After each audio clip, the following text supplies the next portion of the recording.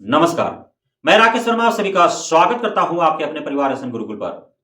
बिहार में बीपीएससी आयोग के द्वारा लगातार सरकारी विद्यालयों में कक्षा प्रथम से 12वीं तक में शिक्षकों की भर्ती चल रही है। टीआरई 1 और 2 की प्रक्रिया बहुत ही शीघ्रता से समाप्त की गई, तो वहीं टीआरई 3.0 की प्रक्रिया जो है वह प्रारंभ हुए लगभग 10 माह गुजर चुके हैं, लेकिन अभी संभावना नहीं है कि इतना शीघ्रता से जो है इसे संपन्न करा लिया जाएगा। एक तरफ जहां बीपीएससी टीआरई 2 में परीक्षा समाप्ति होने के महज 15 दिनों के उपरांत ऐतिहासिक तरीके से परीक्षा फल घोषित कर और अपने आप में बीपीएससी आयोग के जितने भी पदाधिकारी थे वे पार्टी आयोजित कर उन्होंने खुद का पीठ थपथपाया था, प्रेस कॉन्फ्रेंस कर उन्होंने खुद से ही वाहवाही लूटा था और इतिहास रचने का उन्होंने दावा किया था। तो वहीं एक और नया इतिहास जहां 15 दिन में परिणाम घोषित कर और 1 माह के अंदर काउंसलिंग करा करके योगदान करा लेने का इतिहास रचा गया, वहीं दूसरे तरफ आगामी शिक्षक भर्ती अर्थात टीआरई 3.0 का 10 माह गुजर चुके हैं और ऐसा लगता है कि जहां टीआरई 2 का 15 दिनों में जो है परिणाम घोषित करने के उपरांत सारे प्रक्रिया जो है वह कुछ ही दिनों में समाप्त कर लिए गए थे, तो वहीं अब टीआरई 3.0 का 15 माह खींचते खींचते ले जाएगी विभाग और आयोग और तत्पश्चात जाकर के जो है टीआरई 3.0 से चयनित शिक्षकों का योगदान कराएगी। 16 दिसंबर 2024 से जो काउंसलिंग होने वाला है उस पर असमंजस बरकरार है। चूंकि बीपीएससी आयोग के माध्यम से शिक्षा विभाग और अनुसूचित जाति जनजाति कल्याण विभाग से जुड़ा हुआ जो है शिक्षकों की भर्ती प्रक्रिया चल रही है और दोनों को एक ही साथ विज्ञापन जारी हुआ, एक ही साथ परीक्षा आयोजित हुए, एक ही साथ परिणाम घोषित किया गया और एक ही साथ काउंसलिंग भी कराए जाने का तिथि घोषित था। तो आज जो खबर निकल करके आ रही है, अनुसूचित जाति जनजाति कल्याण विभाग के द्वारा जो चयनित सफल शिक्षक अभ्यर्थी जिनका 16 दिसंबर 2024 से 19 दिसंबर 2024 तक काउंसलिंग होना था, उनका काउंसलिंग स्थगित कर दिया गया है। अब शिक्षा विभाग से अब तक नोटिस नहीं निकल पाया है कि उनके काउंसलिंग जो है तय तिथि पर होंगे या फिर उससे भी जो है स्थगित कर दिया जाएगा। और इसलिए भी असमंजस बरकरार है चूंकि शिक्षा विभाग से जुड़े हुए भर्तियों में सम्मिलित कई विषयों के शिक्षक अभ्यर्थियों का अभी जो है परिणाम घोषित नहीं हो पाया है।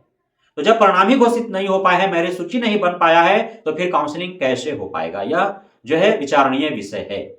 हालांकि कक्षा प्रथम से 8वीं तक में सभी विषयों के परिणाम घोषित हो चुके हैं, तो शिक्षा विभाग चाहे तो उनका काउंसलिंग करा सकता है 16 दिसंबर 2024 से और उसी बीच जो है अन्य का परिणाम घोषित कर और कंटिन्यू जो है वो अपने काउंसलिंग को रख सकता है और उनका काउंसलिंग करा सकता है। हालांकि 16 दिसंबर से जब काउंसलिंग होने हैं तो जो है उससे पूर्व ही आपको सारे खबर मिल जाएंगे कि काउंसलिंग होंगे अथवा स्थगित हो जाएंगे, लेकिन अनुसूचित जाति जनजाति कल्याण विभाग का जो काउंसलिंग होने वाला था उसको स्थगित कर दिया गया है। अब दूसरी सबसे बड़ा यह सवाल उत्पन्न हो रहा है कि जहां सक्षमता परीक्षा फेज 1 के काउंसलिंग कराने में कई माह गुजर गए, जिसमें उत्तीर्ण शिक्षकों की संख्या लगभग 1,87,000 थी, तो 85-87 हजार लगभग कक्षा प्रथम से 12वीं तक में जो अध्यापकों की नियुक्ति हुई है अर्थात जिनका चयन हुआ है, तो उनका काउंसलिंग महज 5 दिनों में शिक्षा विभाग कैसे करा लेगी? यह असमंजस तो भरा सवाल है। इतना शीघ्रता से इतने बड़ी संख्या में शिक्षकों की काउंसलिंग कैसे करा लेगी शिक्षा विभाग? तो अवश्य ही तिथि विस्तारित होगा। अब लगातार जो है तिथियां तय है। 9 दिसंबर से 14 दिसंबर तक प्रधान शिक्षकों की काउंसलिंग हुई। अब 16 दिसंबर से 20 दिसंबर तक जो है वो विद्यालय अध्यापक अर्थात बीपीएससी टीआरई 3.0 से जो चयनित शिक्षक अभ्यर्थी उनका काउंसलिंग होना तय है। फिर 20-21 को जो है प्रधानाध्यापक का काउंसलिंग होना तय है और 23 से फिर 30 तक जो है वो क्षमता परीक्षा फेज 2 वालों का काउंसलिंग होना तय है। तो इतने कम समय में इतनी बड़ी संख्या में जो शिक्षक उत्तीर्ण है या अभ्यर्थी उत्तीर्ण है उनका काउंसलिंग होना असंभव सी दिखता है। इसलिए जो है निश्चित तौर पर प्रत्येक अलग अलग जो भर्तियां हैं, चाहे वो प्रधान शिक्षक का हो, प्रधानाध्यापक का हो, विद्यालय अध्यापक का हो, क्षमता परीक्षा फेज 2 का हो, उनके काउंसलिंग का तिथि विस्तारित होगा ही होगा।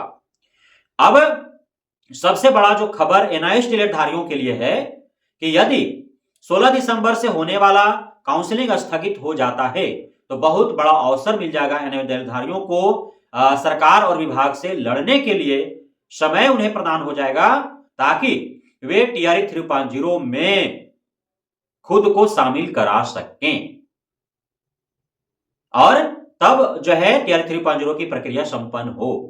यदि हाथ पर हाथ धर बैठे रहे एनआईडी धारी और सिर्फ इस खुशी में समय अपना गंवा दे कि वो तो वैलिड हो गए, वो तो मान्य हो गए, अब तो वे शिक्षक बन ही जाएंगे और टीआर 3.0 में वे सम्मिलित हो ही ना पाए तो टीआर 4.0 के माध्यम से कई गो शिक्षक बनेंगे भैया।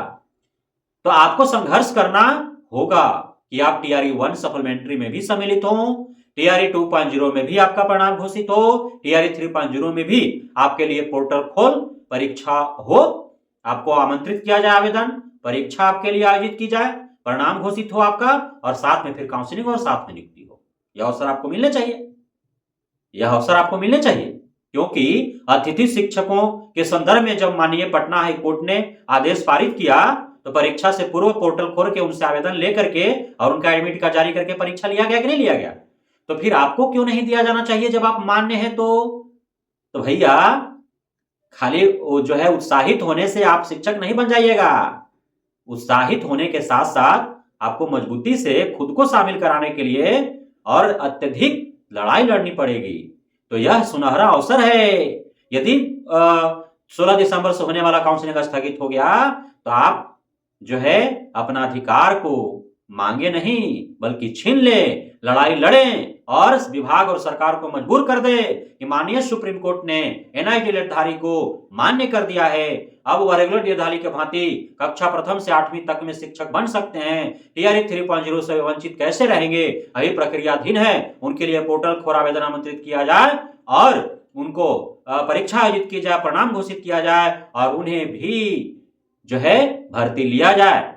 शिक्षा विभाग में रिक्तियां भी रिक्त पड़ी हुई हैं, एनआईडी धारियों का इंतजार कर रही है बिहार के सरकारी विद्यालय और उसमें पढ़ने वाले छात्र छात्राएं। तो इसलिए एनआईडी धारी लड़ो मजबूती से भाई, खाली खुशी मत मनाओ। बहुत बहुत धन्यवाद आप सभी साथियों का हमारे साथ जुड़े रहने के लिए, बनाने के लिए, प्यार देने के लिए, भरोसा बना रखने के लिए।